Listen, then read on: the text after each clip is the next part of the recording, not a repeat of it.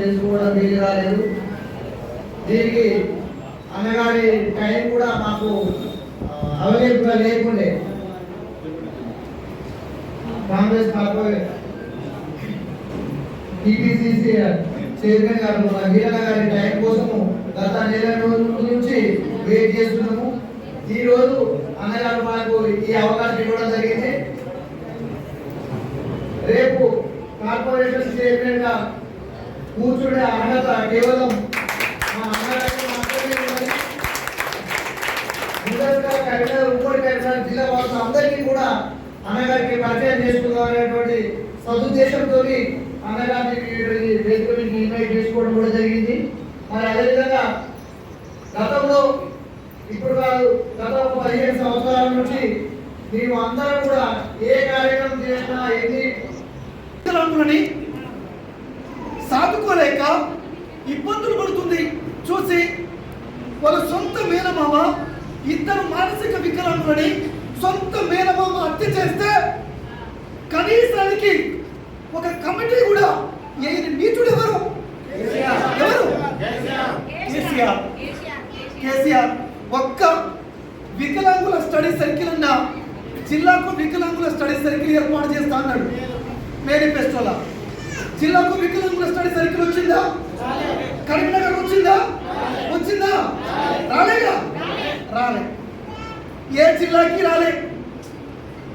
కానీ కాంగ్రెస్ పార్టీ ఏర్పరిచిన వికలాంగుల స్టడీ సర్కిల్, ఒకే ఒక వికలాంగుల స్టడీ సర్కిల్ మనకి మలక్పేటలో ఉంటే దాన్ని కూడా మూసివేసిన దుర్మార్గమైన ప్రభుత్వం కేసీఆర్ ప్రభుత్వం. ఇవాళ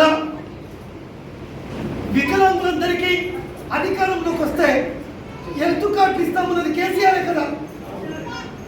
మరి మీకు ఎవరికైనా హెల్త్ కార్డు ఇచ్చాడా? ఇవ్వలే. అలాంటి నీచ ప్రభుత్వం కూడా ఏ ప్రభుత్వం? కేసీఆర్ ప్రభుత్వం. మన కేసీఆర్ ప్రభుత్వంలో పెన్షన్ ఎలా వచ్చాయి? జనవరి పెన్షన్ ఫిబ్రవరి చివరిలో వచ్చేది. ఫిబ్రవరి పెన్షన్ మార్చి లేదా ఏప్రిల్ మధ్యలో వచ్చేది. అలాంటప్పుడు నవంబర్ పెన్షన్ ఎప్పుడు వచ్చేది? డిసెంబర్ చివరిలో వచ్చేది. కొన్నిసార్లు నవంబర్ పెన్షన్ జనవరిలో వచ్చింది. నిజమా కదా? 2 నెలలు లేదా 1 నెల సంవత్సరానికి వికలాంగుల పెన్షన్ దొబ్బితున్న ప్రభుత్వం కేసీఆర్ ప్రభుత్వం కదా? అవునా కదా? మరి ఇన్ని మోసాలు, ఇన్ని దౌర్భాగ్యాలు, ఇన్ని దరిద్రాలు చేసిన కేసీఆర్ పాలన గురించి హరీష్ రావు మాట్లాడితే మనం ఏమని చెప్పాలి?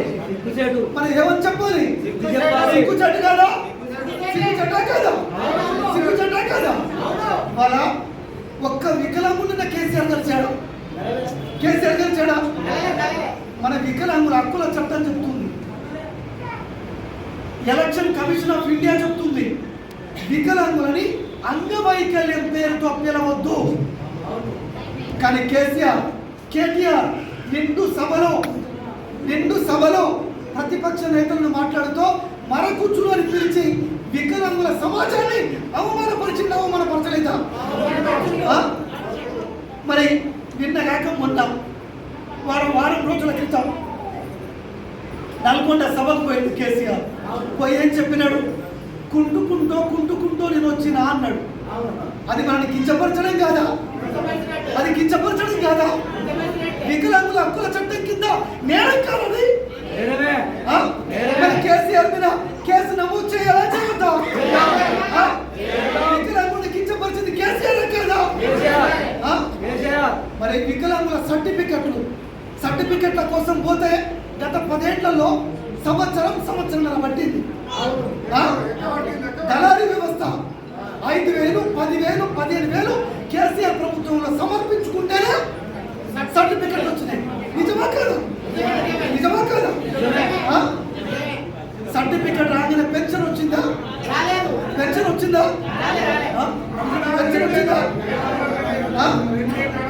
3 సంవత్సరాలు కూడా కొత్త పెన్షన్ ఇయ్యని ప్రభుత్వం కేసీఆర్ ప్రభుత్వం కాదా? 57 ఏళ్ళకి పెన్షన్ తగ్గించిస్తా అన్నాడు. అనగా ఇచ్చిందా? ఓ శుద్ధపూస హరీష్ రావు ఇప్పుడు ఇంకొక మాట విను. 2014లో అధికారంలోకి రాగానే మనకి పెన్షన్ ఇస్తా అన్నాడు, పెంచిస్తా అన్నాడు. ఇచ్చాడా? ఇచ్చాడా? మళ్ళా మనం పోరాడినాం, మళ్ళా మనం ఉద్యమాలు చేసినాం. 2019లో అధికారం రాగానే పెన్షన్ పెంచిస్తానని ఇచ్చాడా? ఇవ్వాలి. ఇట్లా కేసీఆర్ చేసిన దరిద్రాలు 100కు పైన ఉన్నాయి. హరీష్ రావు, నీకు నిజంగా దమ్ముంటే, నీకు నీతి ఉంటే, నీకు నిజాయితీ ఉంటే, నువ్వు మానసిక వికలాంగుడి కాకుండా ఉన్నట్లయితే బహిరంగ చర్చకి వికలాంగుల సమాజం మధ్యలోకి రా.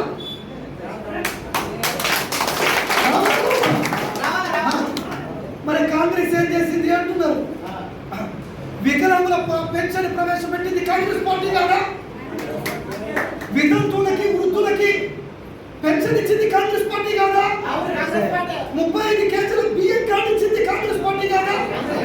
వికలాంగుడికి 150 రోజులు పని కల్పించాలి అని చట్టం తెచ్చింది కాంగ్రెస్ పార్టీ కాదా? వికలాంగుల హక్కుల చట్టాలను ఏర్పరిచింది కాంగ్రెస్ పార్టీ కాదా? వికలాంగుల జీవాలను ఇచ్చింది కాంగ్రెస్ పార్టీ కాదా?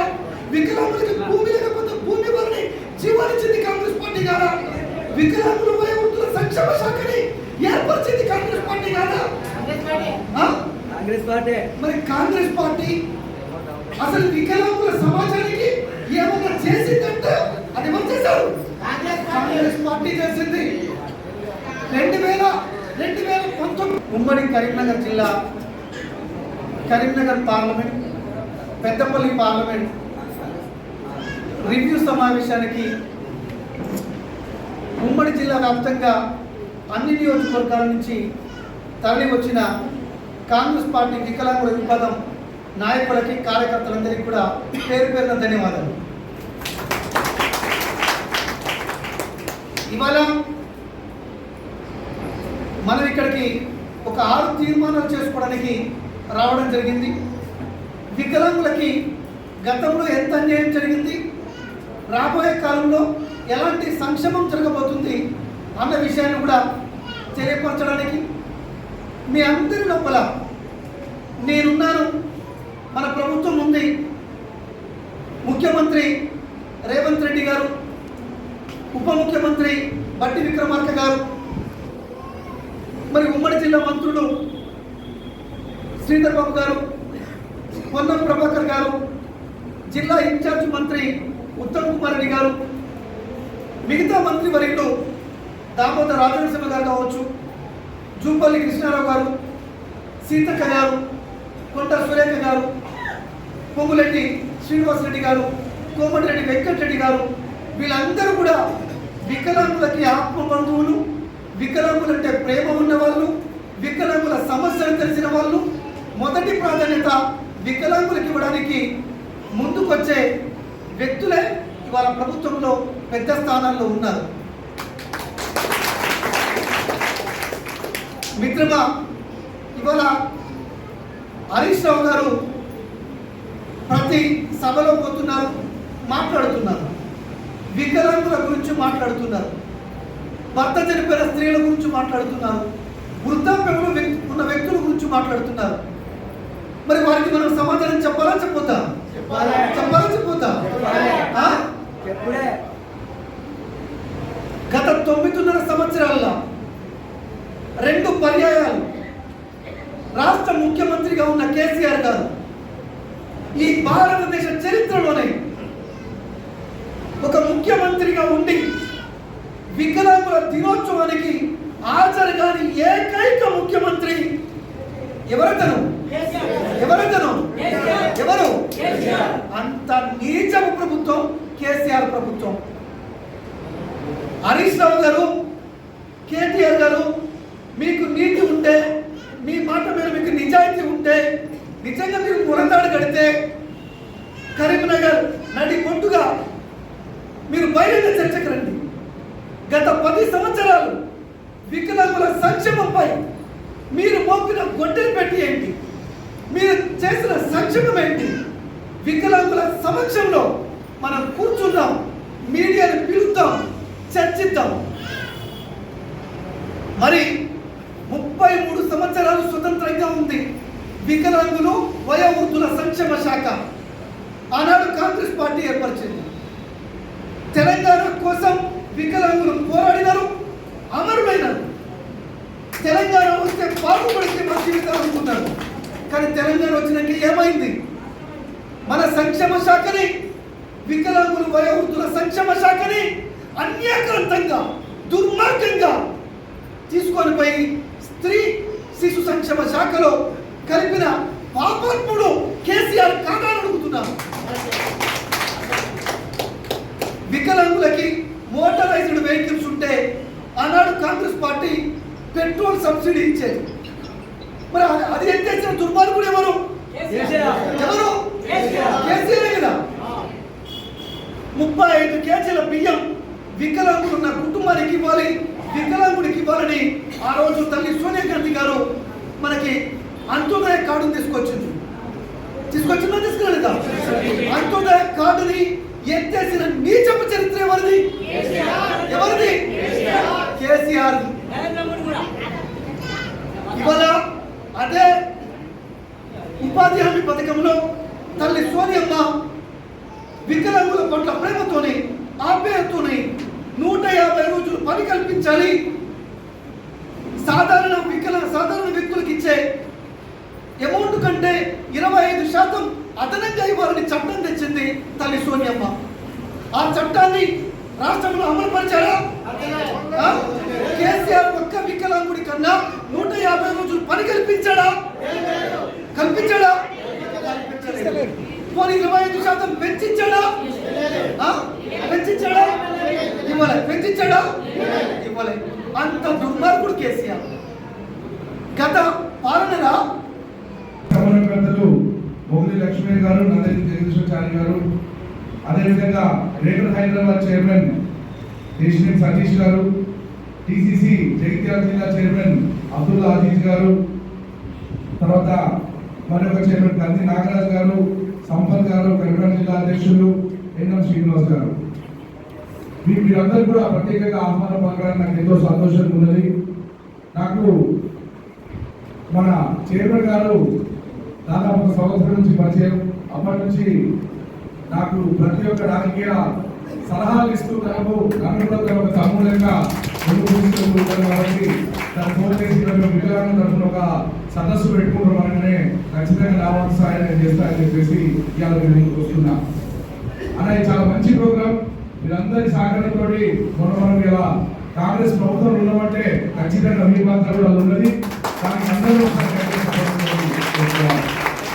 అదేవిధంగా ఇప్పుడు ప్రభుత్వంలోకి వచ్చినాం కాబట్టి చైర్మన్ గారి బాధ్యత ఏముంటుందంటే మీకు కూడా రేపు ప్రభుత్వం తరఫున పనులు ఉంటే దాన్ని చేపట్టాల్సిన బాధ్యత కూడా ఉంటుంది. అది తన మీద ఒకటే కాకుండా నా మీద కూడా బాధ్యత ఉంటుందని చెప్పేసి కూడా మీరు అందరికీ చెప్తూ, ఇక్కడ ఉన్న జిల్లా అధ్యక్షులు మన లోకల్ ఉన్న కార్యకర్తలు మీరు గుర్తించి వాళ్ళకి ప్రాబ్లమ్స్ ఉంటే దయచేసి వాళ్ళు సాల్వ్ చేయాలి. అదేవిధంగా వికలాంగుల పెన్షన్ అనేది చాలా పెద్ద ఇష్యూ ఉంటే టీఆర్ఎస్ ప్రభుత్వం ఉన్నప్పుడు చాలా చెడ్డగా వచ్చింది వాళ్ళకు. మనకు పేరు రాకుండా ఉండాలంటే మీరందరూ ముందు ఉండాలి. మనకు అక్కడి వాళ్ళు ఓల్డ్ ఐడెంటిఫై చేసి మనం కలెక్టర్ ఆఫీస్లో కానీ ఎంఆర్ ఆఫీస్లో కానీ పనిచేసుకునేటట్టు మనం అందరం కూడా చొరవ తీసుకోవాలి. ఇది ఒకటి చెప్తూ మళ్ళీ ఇప్పుడు మనకు నెల 2 నెలల పార్లమెంట్ ఎలక్షన్స్ వస్తున్నాయి కాబట్టి మీరందరూ బాడీని కార్యవర్గాన్ని అన్నగారు బలోపేతం చేయాలని కోరుకుంటూ మా తరఫున కూడా ఇంకొకరైనా కావాలంటే మేము ఇవ్వడానికి సిద్ధంగా ఉన్నాం. మీకు ఎటు ఇలాంటి సలహాలంటే వేయడానికి సిద్ధంగా ఉన్నాం. కరీంనగర్ మమ్మల్ని అవకాశం కోరుకుంటున్నాం. ప్రకటించిన పార్టీ కాంగ్రెస్ పార్టీ. ఆ రోజు ఇదే ఉస్నాబాద్ సభలు ఏం మాట్లాడండి కేసీఆర్? ఎట్లా సాధ్యమైంది? కేటీఆర్, కవిత, హరీష్ రావు అందరూ మాట్లాడారు. అసలు ఇది సాధ్యమే కాదన్నారు. ఓట్లు పోతాయని 16 రూపాయలు పెంచిస్తా అన్నారు. నిజం చెప్పు, 16 రూపాయలు మీకు వస్తున్నాయా? చాలా చోట్ల అవి ఇవ్వట్లేదు. మరి ఈసారి కాంగ్రెస్ పార్టీ అధికారంలోకి వస్తే 6,000 పెన్షన్. అవునే కదా? అందరికీ వికలాంగులందరికీ 6,000 పెన్షన్ రాబోతుంది. ఇవాళ మీరు అభయాస్తం పెన్షన్, అభయాస్తం అన్న ఇక్కడ విను, అభయాస్తం సర్టిఫికేట్, అభయాస్తం అప్లికేషన్లు మీరు గ్రామాల్లో నింపారు కదా. ఆ గ్రామాల్లో నింపినప్పుడు అభయాస్తం పెన్షన్ కాలం ఒక్కసారి చూసుకోండి. చేయూత కింద 6,000 పెన్షన్ వికలాంగులకి అక్కడ రాయబడింది. వాస్తవానికి మీరు అందరూ గుర్తుంచుకోవాలి, వికలాంగుల పెన్షన్ మేనిఫెస్టోలో ఉంది, గ్యారంటీలో లేదు. కానీ మన కోరిక మేరకు మేనిఫెస్టోలో ఉన్న 6,000 రూపాయలని గ్యారంటీలో చేయూత కింద చేర్చి అప్లికేషన్ ఫామ్ లో కూడా నమోదు చేయడం జరిగింది. మరి వికలాంగుల అందరికీ కూడా ఉచిత బస్ ప్రయాణం ఆల్రెడీ కాంగ్రెస్ పార్టీ మేనిఫెస్టోలో ఉన్నది.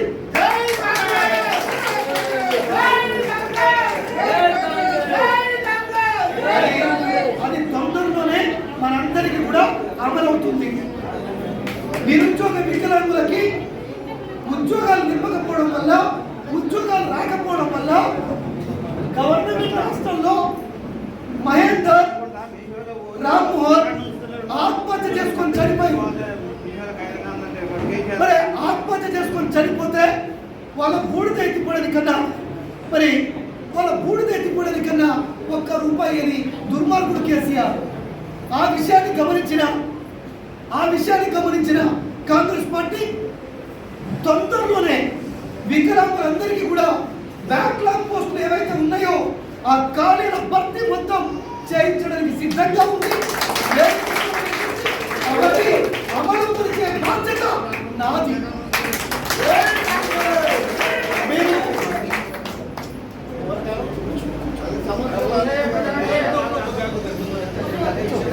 అదే విషయం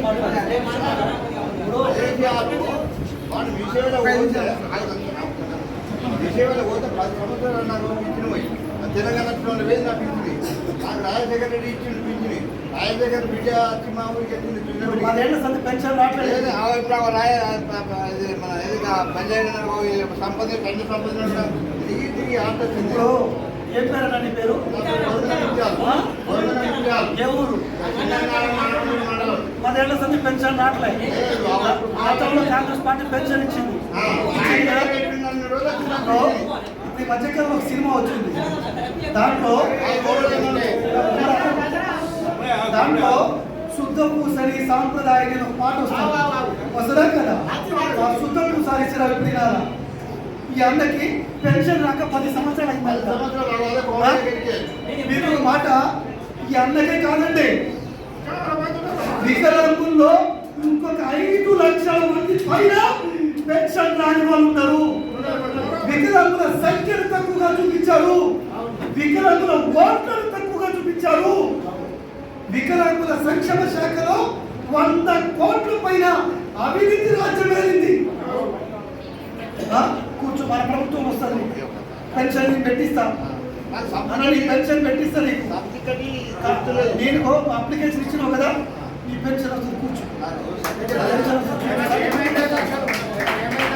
మిత్రమా, మీ అందరికీ మరొక విషయం, మీ అందరికీ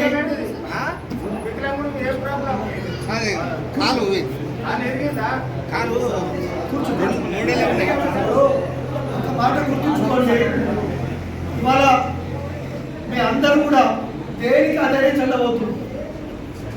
10 సంవత్సరాలు వికలాంగులకు ఏ సమస్య వచ్చినా, ఏ ఉల్లంఘన జరిగినా, ఏ నిర్లక్ష్యం జరిగినా, ఎవరి మీద దాడి జరిగినా వికలాంగుల తరపు నుండి పోరాడింది కాంగ్రెస్ పార్టీ వికలాంగుల విభాగం. మీ అందరికీ తెలుసు, వికలాంగుల సంక్షేమ శాఖ విలీన రద్దు కొరకు నాకు సహా ఈ ఉమ్మడి జిల్లా, కరీంనగర్ జిల్లా వికలాంగుల కార్యక్రమం